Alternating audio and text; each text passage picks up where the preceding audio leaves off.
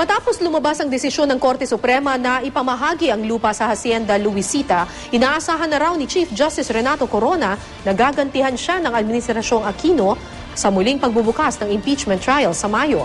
Pero ayon sa prosekusyon at maging sa palasyo, paglilihis lang daw ito mula sa usapin ng mga ari-arian ni Corona. May report si Tina Panganiban Perez. Tama.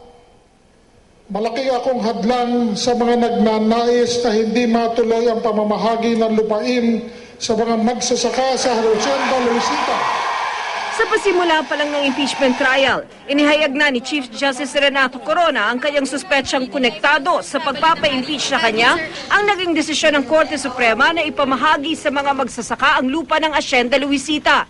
Makailang ulit ang sinabi ng palasyo na hindi ito makikialam sa kaso ng Hacienda Luisita na pag-aari ng pamilya Cojuangco na mga kaanak ni Pangulong Noynoy Aquino.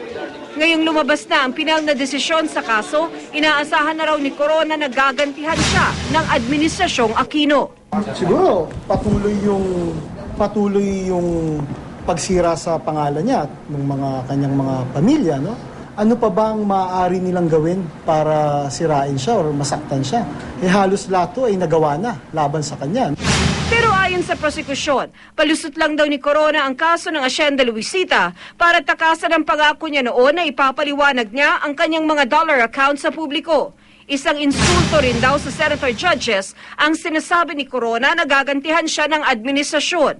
Ganito rin ang sinabi ng Malacanang. Ang dapat daw atupagin ng Chief Justice ay ang pagsasapubliko ng kanyang salin at dollar accounts. He should be concerned about the impeachment court rather than worrying about any act of perceived or illusioned acts of vengeance against him. Pero matigas ang posisyon ni Corona. Di pa rin daw niya isa sa publiko ang isusumite niyang salin ngayong taon. May resolusyon kasi ang Korte Suprema na nagbabawal dito. Hanggang hindi nababago yung Supreme Court Resolution na 1989 pa, dating-dati pa bago pa siya maging Chief Justice, kailangan niyang sundin ito. Samantala sa pinakahuling SWS survey, lumabas na 46% ng kanilang mga respondent ang umayon na dapat magkaroon ng people power sakaling maabsuelto si Corona para mapilitan siyang mag-resign. Sabi ng SWS, sarili nilang inisyatibo ang survey at sila rin mismo ang gumawa ng mga tanong. Hindi rin daw nila layong impluwensyahan ang opinyon ng mga tao, maging ng mga senator judge. Pero ang kampo ng Chief Justice, duda sa resulta ng survey. Hindi lamang yung timing para sa amin yung suspicious, pati na rin yung mga tanong.